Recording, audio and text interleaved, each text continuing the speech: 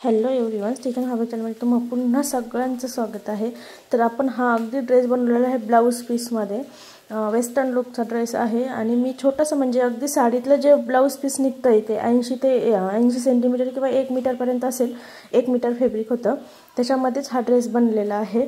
मी म्हणजे मोजलेलं नाही आहे, डायरेक्टली ऑलरेडी जे ब्लाउज पीसमध्ये होतं त्याचंच बनवलं आहे। चला आपण बघूया की कसं बनवायचं आहे। तर सगळ्यात पहिले मी 1 मीटर अस्तर आणलेला आहे आणि त्याचा एक डबल फोल्ड केलेला आहे हा जो आहे।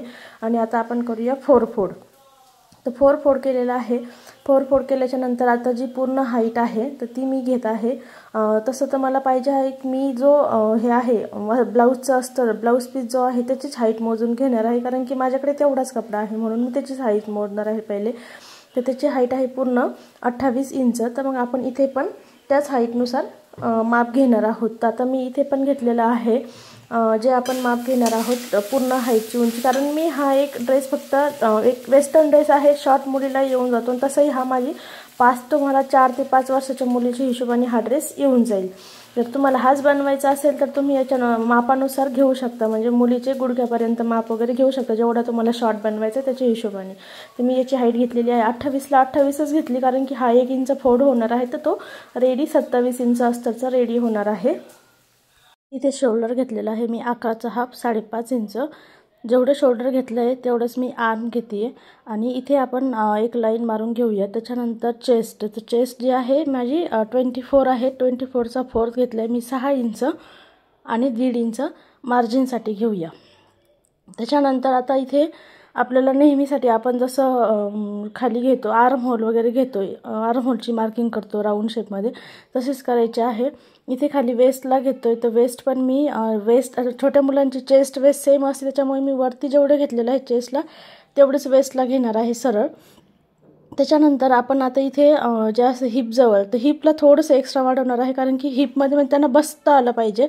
आता आपला हा ड्रेस पूर्ण पॅक आहे म्हणून आपण इथे एक्स्ट्रा घेतोय। जेवढं आता माझ्याकडे एवढं अस्तरचं होतं मी तेवढाही भाग घेते।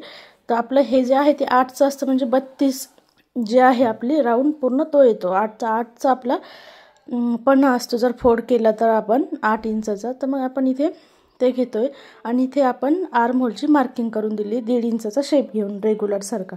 आता मी इथे बसते की माझं व्यवस्थित बसणार आहे की नाही ते बघते एकदा। तर माझं बरोबर व्यवस्थित बसणार आहे ते बघून घेतल्याच्या नंतर आपण याला कट करणार आहोत।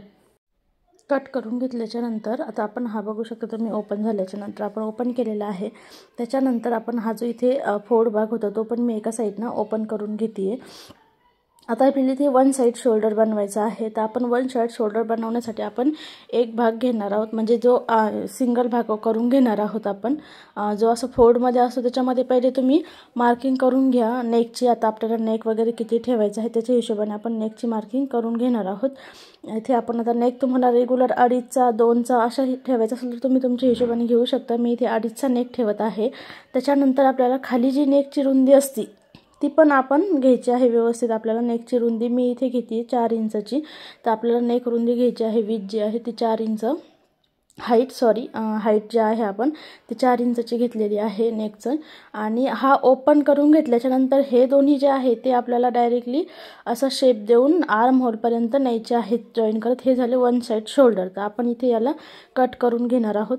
ते कट केल्याच्या नंतर आपल्याला हे मेन फॅब्रिकवर ठेवून कट करायचं आहे। आता आपला हा जो भाग आहे तो मेन फॅब्रिकवर ठेवून आपण सेम कट करून घेणार आहोत। तर हे आहे माझं मेन फॅब्रिक, तिच्यावर मी ठेवून कट करणार आहे। तुम्हाला म्हणजे एक्स्ट्रा असेल तर खाली घेर वाढवायचा असेल तर तुम्ही खाली जॉईन देऊन घेर पण वाढवू शकता, जसं आपण ए लाईनमध्ये वाढवतो। पण माझा हा वेस्टर्न लुक होता त्याच्यामुळे त्याला घेर एक्स्ट्रा मी केलेला नव्हता आणि शॉर्ट होता, तर मी एवढाच ठेवलेला आहे। तर मी हे याच्यावर ठेवून मी कट करून घेते सेम ॲज इट इज, जसं आपण अस्तर कट केलेलं होतं तसंच आपण मेन फॅब्रिक पण कट करणार आहे। घेरसाठी मी तुम्हाला इथे दाखवते, असं आपण एक्स्ट्रा वाढवू शकतो इथे अस्तरला जॉईन देऊन। हे मी तुम्हाला एक्स्ट्रा दाखवलेलं आहे, मी घेणार नाही आहे। पण तुम्हाला एक जर घेर ठेवायचा असेल तर तुम्ही अशा पद्धतीने करू शकता, अस्तरला असं जॉईन देऊन तुम्हाला मेन फॅब्रिक पण ह्याच पद्धतीने कट करू शकता। मी इथे फक्त दाखवते, मी घेणार नाही आहे, पण तुम्हाला आयडिया म्हणून एक दाखवलेलं आहे याच्यामध्ये लगेच की तुम्हाला घेर वाढवायचा असेल तर तुम्ही कशा पद्धतीने वाढवू शकता। अस्तरला जॉईन लावायचं, खालचा कपडा तर आपल्याला एक्स्ट्रा आहे जो मेन फॅब्रिकचा, तर आपण या पद्धतीने करणार आहोत। त्याच्यानंतर हा जो खालचा भाग आहे तो मी ओपन करून घेते कट करून घेतल्याच्या नंतर. आणि हे जे मेन फॅब्रिक आहे ते याच्यावरती ठेवून म्हणजे सरळ भागावरती अस्तर ठेवलेलं आहे आणि वरतून आपण एक स्टिच देणार आहोत. जसं आपण पलटी करतो त्या टाईपमध्ये आपल्याला शोल्डरच्या बाजूने इथे वन साइड जे शोल्डरचा शेप दिलेला आहे त्या शेपला आपल्याला स्टिच मारून घ्यायचे आहे. आता मी हे जे एक्स्ट्रा वाढवलेलं होतं तुम्हाला दाखवण्यासाठी मी ते कट करून घेते. तुम्ही एक्स्ट्रा ठेवायचं असेल तर कट करायची काही गरज नाही आहे, मला ठेवायचं नाही आहे म्हणून मी कट करते. त्याच्यानंतर आपण जे आहे तो वेगवेगळे भाग करून घेऊन वरतून आपल्याला स्टिच द्यायची आहे. जसं मी आता सांगितलं की मेन फॅब्रिकवरती अस्तरचा कपडा ठेवायचा आहे आणि आपल्याला स्टिच देऊन घ्यायची आहे. मी स्टिच दिलेली आहे, हा भाग कट करते. तर स्टिच दिल्याच्या नंतर आपण हा भाग असा कट करून घेऊया जो मेन फॅब्रिकचा. आणि जसं नेक पलटी करतो त्या टाईपमध्ये आपल्याला असं अस्तर खाली टाकून याला वरतून एक प्रेस स्टिच आपण देणार आहोत, वरतून प्रेस स्टिच देणार आहोत. तर इथं अशा पद्धतीने आपण एक प्रेस स्टिच देऊन घेणार आहोत. आणि सगळं जे मेन फॅब्रिक जे आहे अटॅच करणार आहेत अस्तरला, अस्तर जे आहे ती पूर्ण मेन फॅब्रिकला अटॅच करून घेणार. खालचा जो भाग आहे तो पण मी फोल्ड करून पूर्ण अटॅच करून घेणार आहे सगळे. तर तुम्ही इथे बघू शकता या पद्धतीने आपल्याला अटॅच करायचं आहे. मी अटॅच करून घेतलंय. आता एक्स्ट्रावाला जो कपडा आहे तो आपण कट करून घेऊया. जो एक्स्ट्रा जो मेन फॅब्रिकचा कपडा होता तो एक्स्ट्रा कट करून घेऊया. ते झाल्याच्यानंतर आपल्याला सेम दुसरा पण टॉप जो आहे तो सेम म्हणजे दुसरी साईड जी आहे ती सेम रेडी करायची आहे. ती रेडी झाल्याच्या नंतर आपल्याला शोल्डर टू शोल्डर अटॅच करायचे आहे. ज्या साईडला आपला शोल्डर होतं त्या साईडने आपल्याला शोल्डर अटॅच करायचे आहे. जसे आपण ब्लाऊजचे त्याचे शोल्डर अटॅच करतो तर त्या पद्धतीनेच आपल्याला शोल्डर इथे अटॅच करून घ्यायचे आहे. इथे बघू शकता तुम्ही मी शोल्डर अटॅच करून घेतलेले आहे. त्यानंतर आपण इथे जे आहे आता आर्म होल आपला एका साईडनं आहे तर त्याला आपल्याला फिनिश करून घ्यायचं आहे आर्म होलच्या साईडनं. इथे आपण एक क्रॉस पट्टी जसं आपण पायपिंगसाठी पट्टी लावायसाठी काढतो त्या टाईप आपल्याला एक पट्टी काढून घ्यायची आहे आणि ती अटॅच करायची आहे. तर आपण वरतून अटॅच करून खाली फोल्ड करणार आहोत, वरतून स्टिच करून खाली फोल्ड करून घेणार आहोत. तर तुम्ही बघू शकता मी वरतून लावलेली आहे.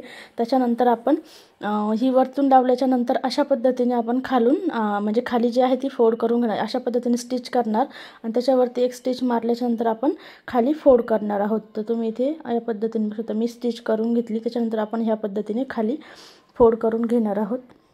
तर इथे माझी रेडी झालेली आहे पट्टी लावून. त्याच्यानंतर आपल्याला आता हे जे आहे आता सिक्वेन्स आहे छोट्या मुलीला आतमधून टोचणार नाही म्हणून आपण प्रेस स्टिच टाईप देणार आहोत. जी वरती आपण अंडरग्राऊंड फिटिंग जशी ब्लाऊजला करतो त्या टाईपमध्येच आपल्याला फिटिंग करून घ्यायची आहे. आपण वरतून स्टिच मारून आतमध्ये फोल्ड करून घेणार आहोत. तर ह्या पद्धतीने आपल्याला पूर्ण फिटिंग करायची आहे. तर आपल्याला पूर्ण म्हणजे लास्टपर्यंत एक स्टिच मारायची आहे. पूर्ण ओपन कुठेच नाही, आपली फिटिंग दोन्ही साईडने पूर्ण पॅक होणार आहेत.